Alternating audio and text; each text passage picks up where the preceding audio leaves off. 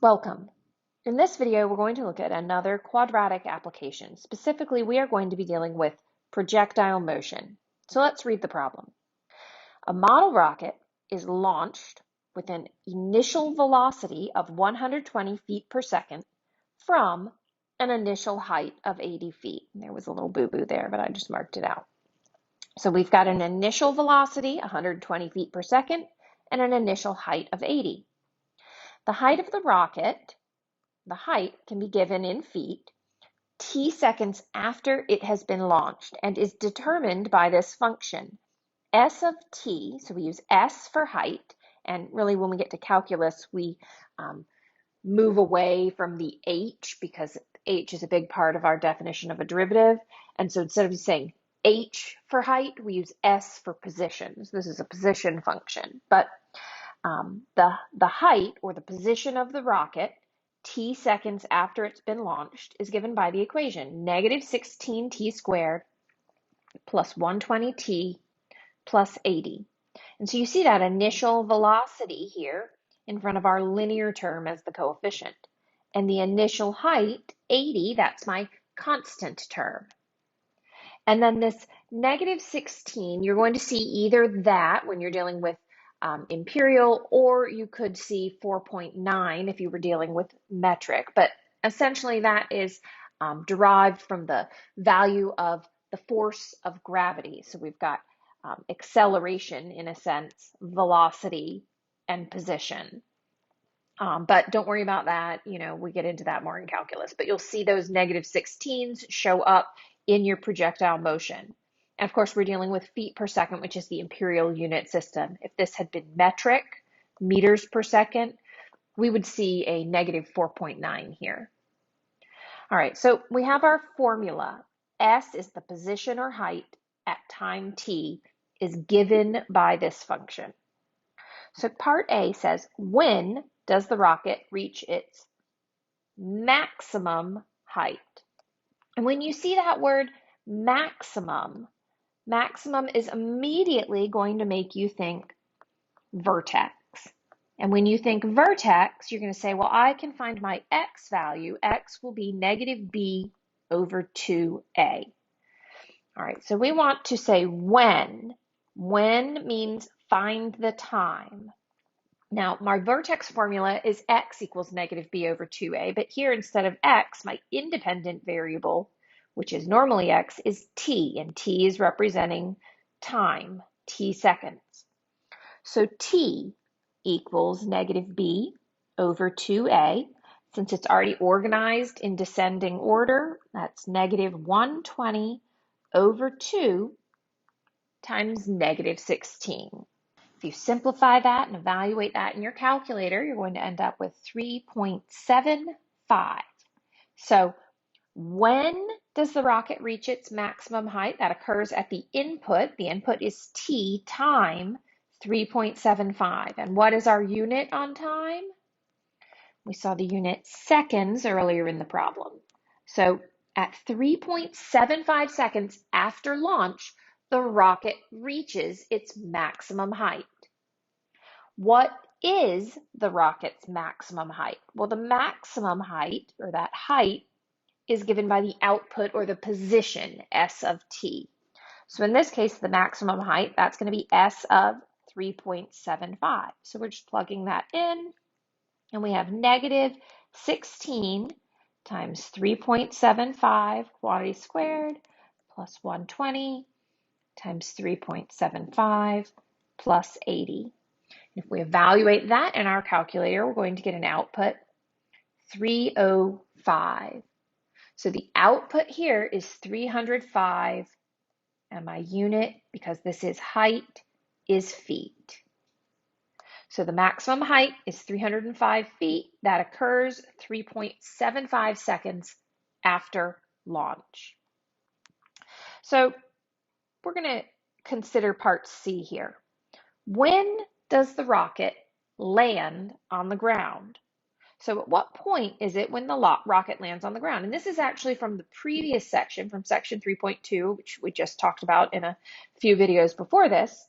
But we're going to think about solving this. When does the rocket land on the ground? What do we know? What are we being asked to find? We want to find when, and in this case, when means find time. So what do we know when the rocket lands on the ground? Well, thinking about our function, we either have time or position, height. So what is the position or height when the rocket lands on the ground?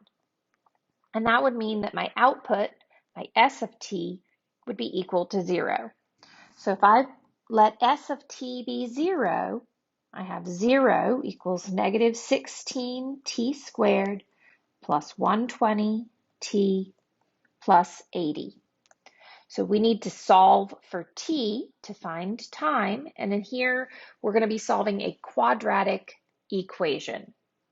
Now, one thing I notice when I think about solving this is I've got the 16, the 120, and the 80. They're all factors of 2. And they're actually, I can pull out a GCF of 8.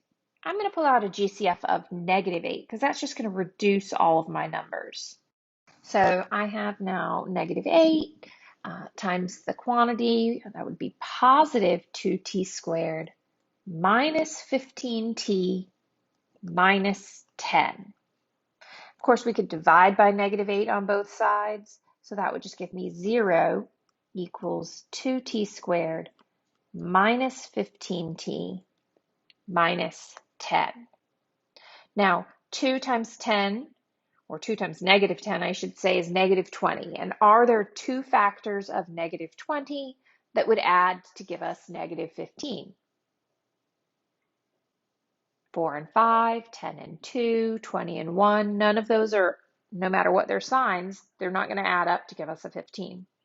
So this quadratic equation is not factorable. And if it's not factorable, we would need to use our quadratic formula.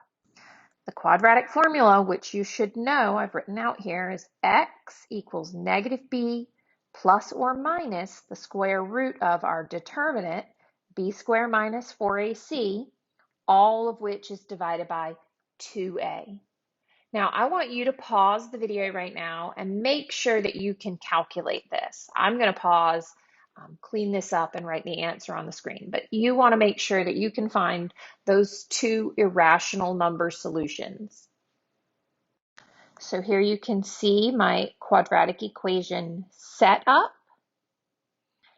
That's going to be positive 15 plus or minus the square root of 15 squared minus 4 times 2 times negative 10.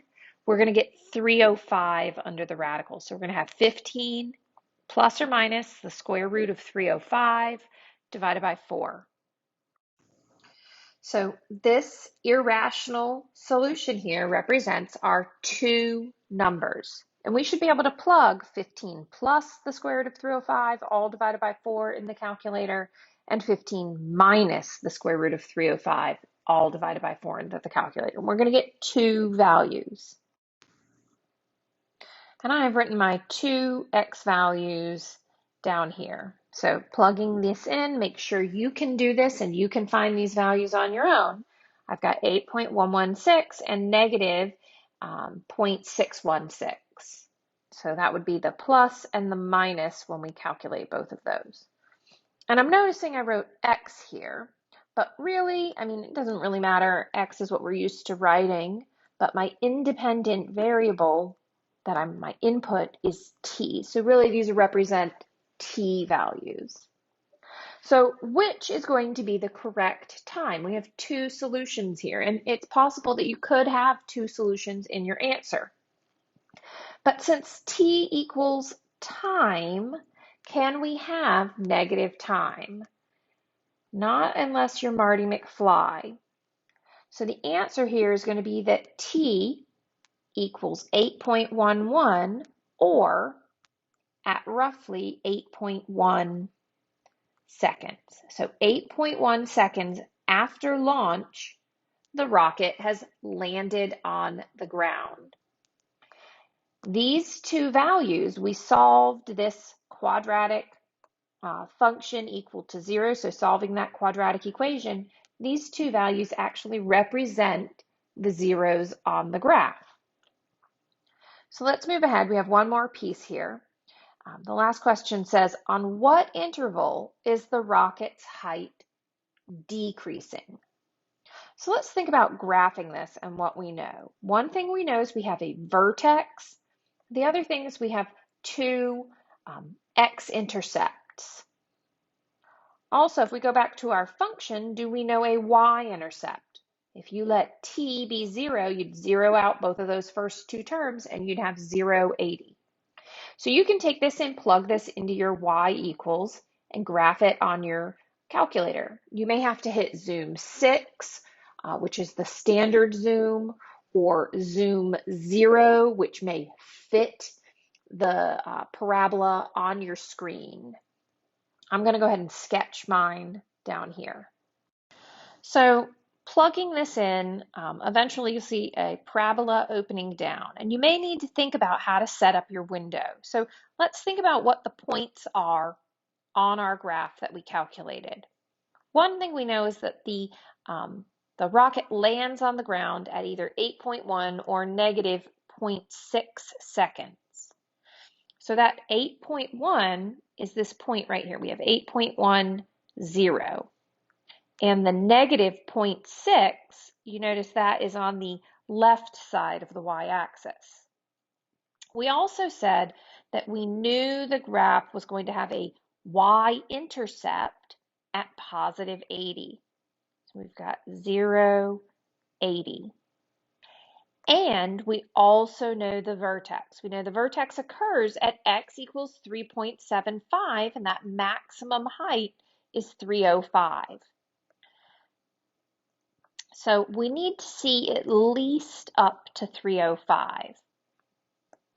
Right? And so this maximum is occurring at x equals 3.75. So that means this point up here is 3.75 and then 305. Of course, I'm noticing I wrote x for my independent variable axis, but my independent variable in this case is t, so I'm going to change that x to a t.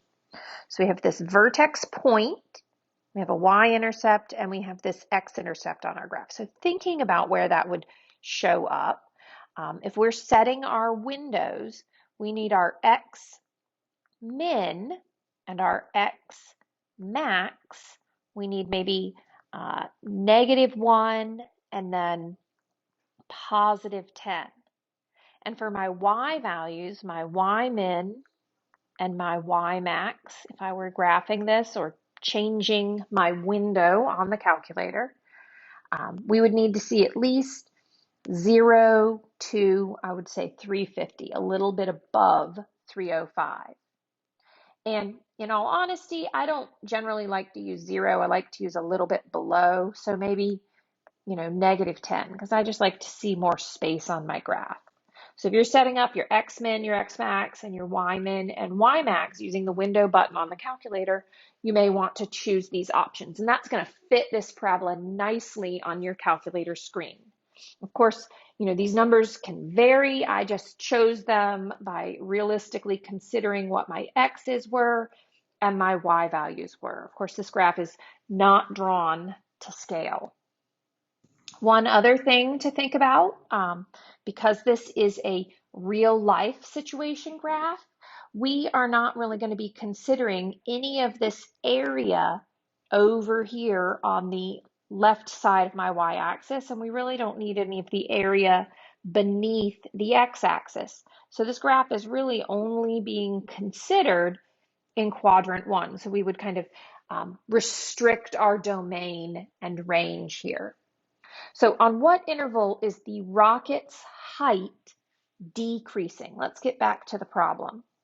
So obviously you look at the graph and it's going up, it reaches a max, and then it starts to fall down. So it's very easy for us to see where the graph is falling.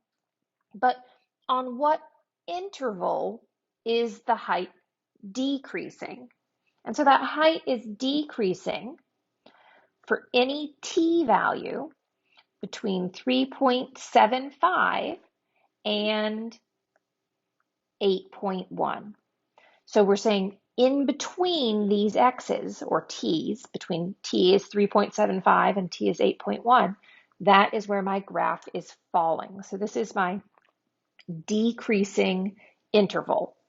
The increasing interval would be, of course, 0 to 3.75. So even though the parabola might have, if we were considering increasing and decreasing just for the parabola, we might have a positive infinity or a negative infinity in our intervals. Because we have this graph restricted to real life information, we end up having to truncate that. We don't have infinity values in these intervals. Remember to note that whenever we're doing intervals of increasing or decreasing, we never, ever, ever use brackets, because you are essentially increasing infinitely up until that point.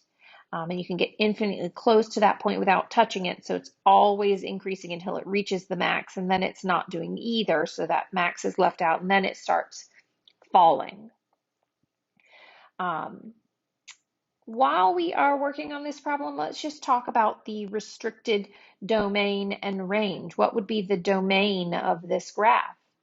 So my domain is that my t values are in the set from 0 to 8.1.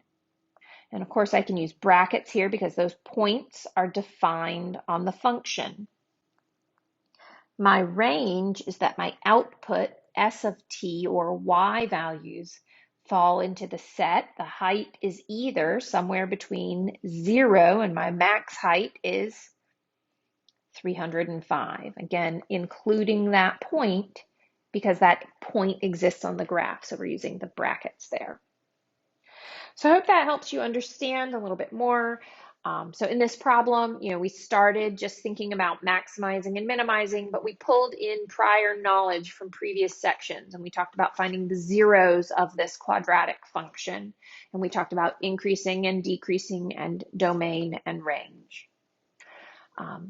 Make sure you can find these graphs on your calculator. Pull your calculator out and set your window. Think about how you would set your window, because that's a skill you need when you're testing. And I'm not taking the calculator away from you. So you want to make sure that you know how to use your calculator as a helpful tool. As always, feel free to email me with any questions or concerns, because I am here to help. Have a great day.